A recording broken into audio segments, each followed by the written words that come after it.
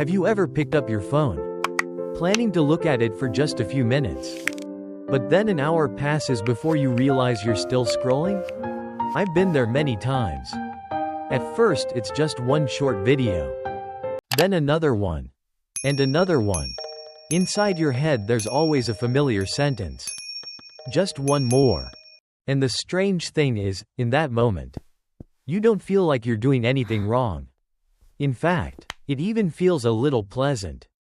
Your brain feels like it's getting a small break. No heavy thinking. No problem solving. Just watching. But then a very familiar moment happens. You look at the clock. And suddenly you realize, wait, how is it this late already? The next day you're a little tired. Work feels a little slower. Your head feels a little heavy. And a simple question appears in your mind. Why did I do that? What's interesting is that most of us already know the answer the internet usually gives. One single word. Dopamine. Somewhere online you'll see phrases like, your brain is addicted to dopamine. Apps are hacking your dopamine. Dopamine is why you can't stop. It sounds very convincing. At one point, I believed that too. But when I started reading actual neuroscience research, I realized something a bit surprising. Dopamine doesn't create happiness in the way we often think. In fact, to be more precise, dopamine isn't the chemical that makes you feel happy. It does something else. Something far more subtle. And slightly more dangerous. It makes you want to continue. Not because you're happy, but because your brain thinks, maybe the reward is coming next. It's similar to pulling the lever on a slot machine. You don't know if this time you'll win or not. But that uncertainty is exactly what makes you pull the lever again. And again. And again. When I understood this, I started looking differently at many of my everyday habits. Why we can scroll on our phones for so long. Why one video leads to 10 videos. Why checking a message once can turn into 30 minutes. And especially this. Why it feels fine in the moment. But afterward you feel empty and tired. It turns out the story of dopamine is much more complex than the short phrases we see online. It actually relates to a very ancient system in the brain. A system designed to help humans survive. But in the modern world, that system sometimes gets activated. Far more often than it was ever designed for. And to understand that clearly, we need to look a little deeper inside the brain. Not in a laboratory sense, but in a very everyday sense. What is actually happening inside your head when you tell yourself, just one more? How the brain was designed. To understand what dopamine really does, we had to go back to how the brain was designed in the first place. Our brains were not built to find happiness. They were built to help us survive. And for hundreds of thousands of years of evolution, what did survival mean? Finding food, finding water, finding safety, connecting with other people, and repeating the behaviors that helped us stay alive. To do that, the brain needed a simple system. A mechanism that makes you want to repeat things that help survival. And that's where dopamine appears. But dopamine is not a happiness chemical. In neuroscience, dopamine is often described as a neurotransmitter of motivation and reward prediction. In simpler terms, dopamine doesn't tell you, this makes you happy. It tells you, this might be worth pursuing. One easy way to imagine it is to think of the brain as a reward navigation system. Like a dog sniffing for food. When the brain detects signs of a potential reward, food, attention, new information, or something interesting, it increases dopamine signals. Not to reward you, but to push you forward. Dopamine acts like an arrow pointing the way. It says, keep going. There might be something good ahead. Here's a very simple example. You hear a notification sound from your phone. Ding! At that exact moment, a small amount of dopamine is released. Not because you have read the message, but because your brain predicts that something interesting might be there. Maybe it's a message from a friend. Maybe an opportunity. Maybe new information. That prediction is what triggers dopamine. Scientists have discovered something very interesting. Dopamine often spikes before the reward arrives, not after. Meaning it is strongest in the anticipation phase, not the enjoyment phase. An easy way to understand this: dopamine is like the feeling when you're about to open a gift. Your heart feels slightly excited. Your mind is curious. Your brain feels stimulated. But once the gift is opened, that feeling usually fades quite quickly. This is why many experiences in life have a strange pattern. The pursuit often feels more exciting than the final result. For example, searching for a movie to watch, shopping online, checking social media, waiting for a message reply. Your brain keeps staying in this state. Maybe this one will be interesting. Maybe the next one will be better. Maybe the next thing will be worth it. And every maybe nudges dopamine a little bit higher. Like a small hook pulling you forward. Not strongly. Just enough for you to say, just one more. The ancient system in a modern world. This system originally evolved for a much older environment. A world where rewards were rare. A person might need to walk for hours to find food, or try hunting many times before succeeding. Wow. Dopamine helped humans not give up too early. But in the modern world, rewards appear constantly and are incredibly easy to access. New videos, new notifications, new news, new information. The brain is still using the same ancient system. But one thing has changed. The amount of stimulation is now thousands of times higher. And this is where things become complicated. Because when the dopamine system gets activated continuously, our experience starts to change in ways that are hard to notice. Why does something feel fine while we're doing it, but afterward feel empty? Why does constant quick stimulation make long-term focus harder? And why does it sometimes feel like the more we chase pleasure, the less satisfied we feel? To understand that, we need to look at how the brain balances signals. Why fast stimulation can leave you feeling empty. The dog follows the brain scent, does not like connecting extremes. effort to reward. It constantly tries to keep everything balanced. Like a biological thermostat. If a signal becomes too strong, the brain tries to reduce sensitivity to bring the system back to normal. Dopamine works the same way. When an activity creates frequent dopamine spikes, like rapid short-form videos, constant notifications, or endless streams of new information, the brain begins to adjust, not by turning dopamine off completely, but by reducing the system's responsiveness. Scientists call this process downregulation. It sounds technical, but the idea is simple. Imagine walking into a room with a very strong perfume scent. At first the smell is overwhelming, but after a few minutes, you barely notice it anymore. Not because the smell disappeared, but because your brain reduced your sense of smell sensitivity.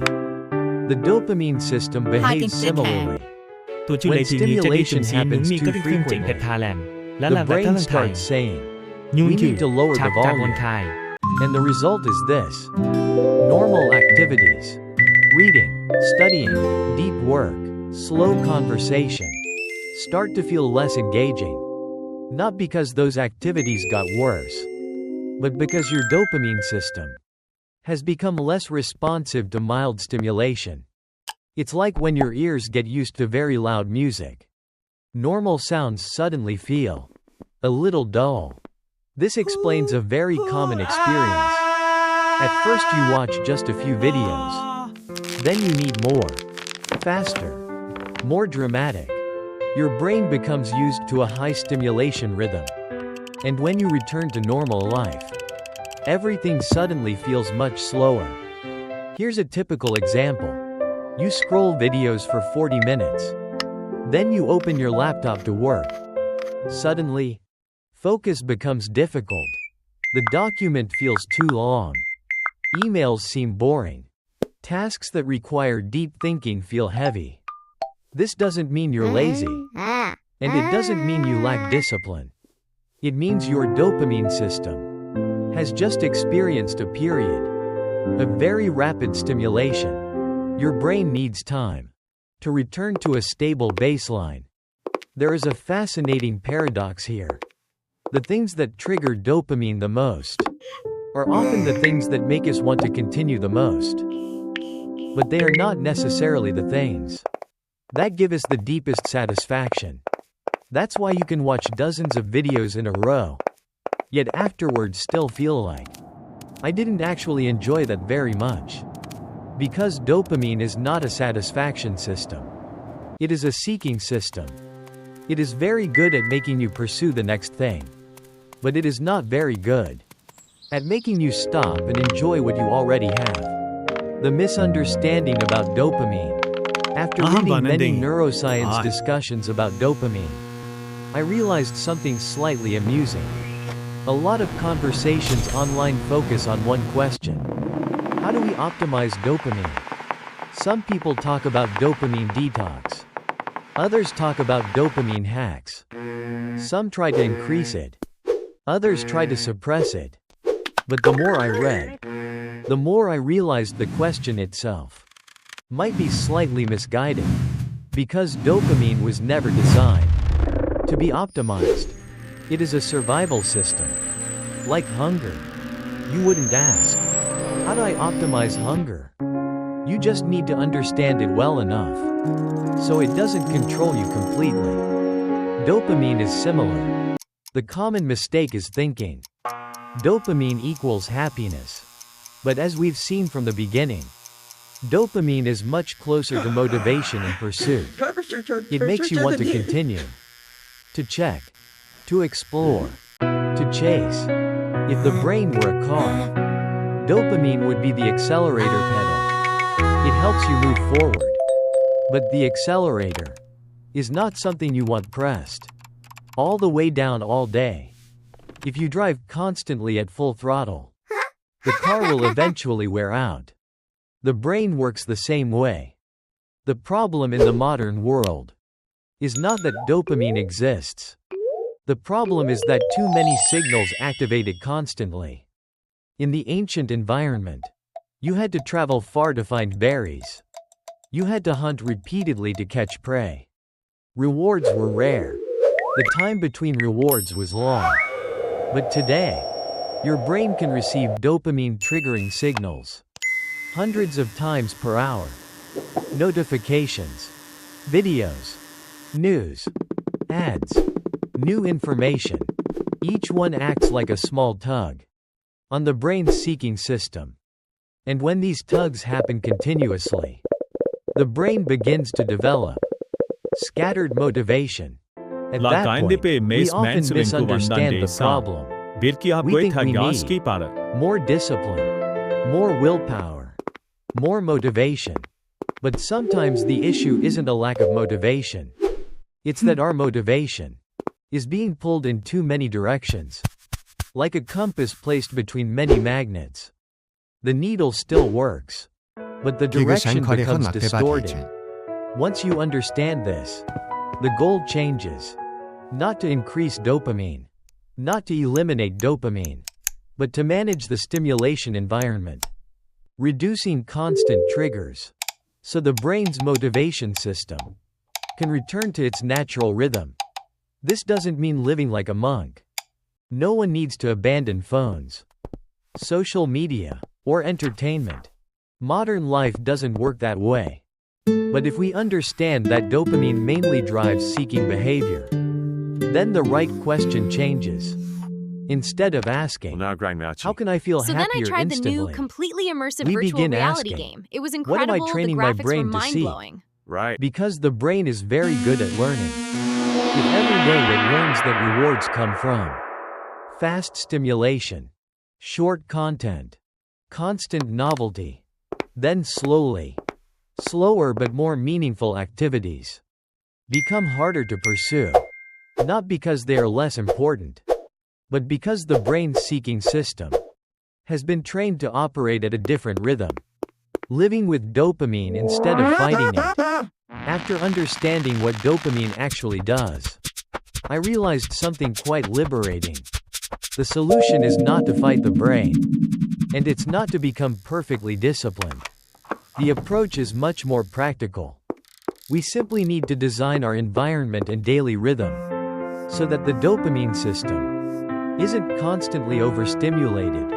In other words, not controlling every behavior, but reducing how often the brain gets pulled away. I like to think about it in 3 stages: before, during, after. 1. Before. Reduce dopamine friction. Most behaviors that spiral out of control don't happen because we consciously choose them. They happen because they are too easy to start. The phone is in your hand. Apps open instantly. Videos autoplay.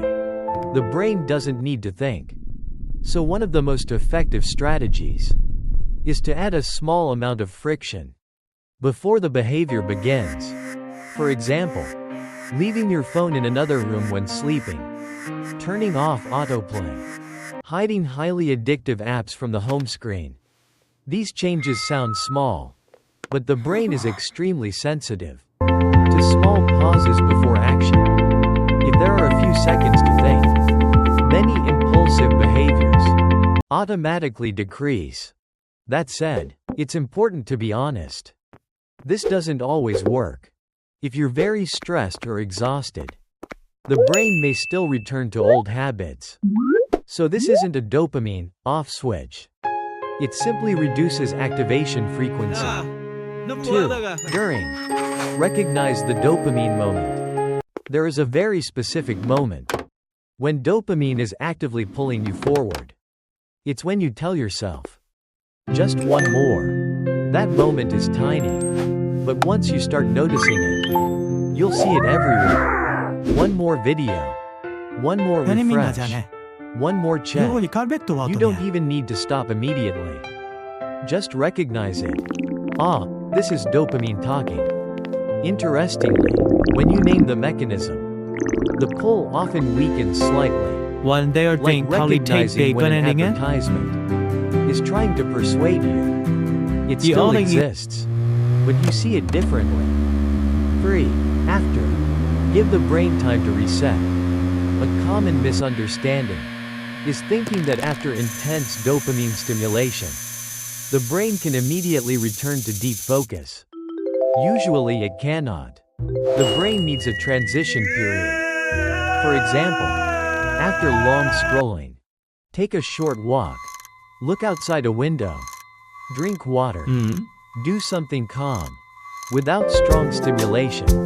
This transition allows the dopamine system to return to its baseline. If you move directly from rapid stimulation into deep work, the brain often feels resistant. This isn't weakness. It's simply neurophysiology. 4. Long-term. Retraining the seeking system. The most important changes do not happen in one day. They happen through repeated daily experiences. If the brain regularly receives rewards from activities like deep reading, exercise, learning skills, real conversations with people, then over time, the dopamine system begins to associate motivation with those activities. This takes patience, because they don't produce immediate intense stimulation, but they create more stable satisfaction. And it's important to say this clearly. There is no method that completely removes dopamine temptation. The human brain is built to seek novelty and stimulation. We can only manage its rhythm, not control it perfectly. A final perspective. After learning about dopamine for a while, I realized something quite interesting. Many problems in modern life are not because humans have become weaker, but because our environment has become much stronger. The brain we use today is essentially the same brain humans had tens of thousands of years ago, but the world around us has changed incredibly fast. In the past, to find something interesting, you had to go outside, meet people, explore, try many times. Now, one tap is enough. One screen, one swipe. Rewards can appear instantly. That isn't dopamine's fault. Dopamine is simply doing its job, encouraging you to keep searching. But when stimulation becomes infinite, the system begins to work overtime. And that's when we misinterpret our feelings. We think we're chasing happiness, but often we're just being pulled into the next loop of seeking. One more video, one more notification, one more new piece of content, and something interesting happens. Once you understand this, you start seeing familiar behaviors differently. Instead of thinking, "I'm so undisciplined," you start thinking, my brain's seeking system is being constantly triggered.